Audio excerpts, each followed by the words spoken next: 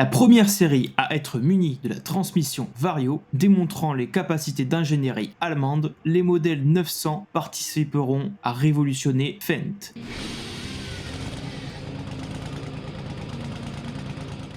Et bonjour à toutes et à tous. Alors aujourd'hui je vais vous parler des débuts de la série 900 de chez Fendt, qui est donc les premiers tracteurs à être munis de leur fameuse et très célèbre transmission Vario. Donc la série 900 débutera avec le Favorite 900 en 1995. Cette première série reprendra donc le design du Favorite 800 TurboShift. La gamme sera donc motorisée par un 6 cylindres MAN de 6 litres 9, proposé dans des puissances de 170, 200, 230 et 260 chevaux. À cette époque, c'était l'un des tracteurs européens les plus puissants qui venait vraiment se battre avec les modèles américains du marché. Donc la motorisation sera donc suivie par leur fameuse transmission Vario, donc système qu'ils étudient depuis les années 70. Donc transmission qui permet déjà d'atteindre à son époque 50 km/h, que ce soit en marche avant ou en marche arrière, à l'aide de deux gammes. La boîte se gère par un joystick sur l'accoudoir droit, joystick qui sera aussi une première pour les tracteurs agricoles. Ce premier modèle à Vario sera aussi reconnu donc pour son confort grâce à sa cabine suspendue. Le tracteur pèse déjà 8 tonnes, suivi par un relevage arrière capable de soulever 9 tonnes, ainsi que un relevage avant capable de soulever 5 tonnes. À sa sortie, le modèle ne fera pas directement un grand succès, beaucoup ayant au final du mal à se faire au comportement de la boîte et aussi ainsi que le prix en fait très élevé du tracteur. Bon, forcément avec une technologie aussi poussée, le tracteur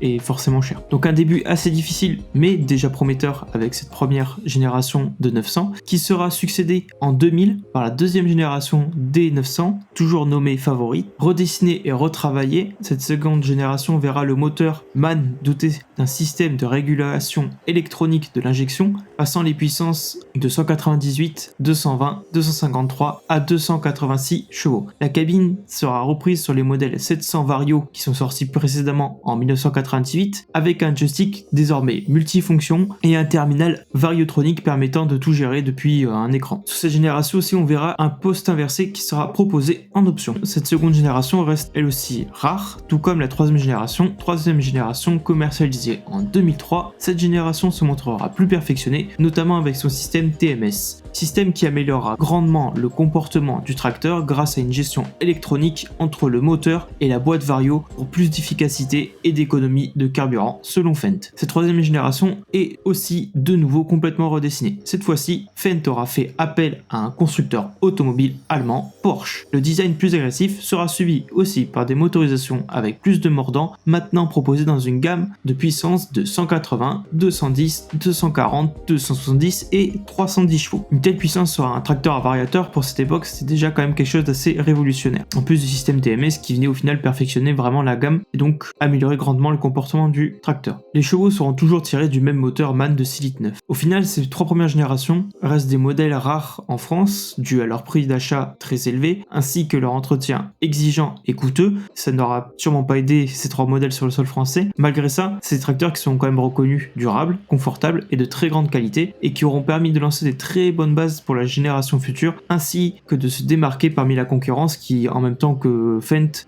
elle aussi se lançait dans le système des boîtes à variation continue. Donc la série des 900 Fendt continuera à évoluer en 4 autres générations, restée jusqu'en 2016 la série la plus puissante de chez Fendt avant d'être détrônée par la série 1000. Donc voilà, petite vidéo sur ces trois premiers modèles de la série 900. Trois premiers modèles, je pense, parfois bien souvent oubliés, remplacés par la génération 4 qui a fait un plus grand succès, notamment en France. Cette génération 4 aussi qui aura, en dehors de son succès, aussi permis quand même de rendre le tracteur un peu plus versatile. Et voilà, écoutez, c'est tout pour cette petite vidéo. Je vous remercie d'avoir regardé. Si ça vous a plu, n'hésitez pas à vous abonner, à liker la vidéo. À bientôt.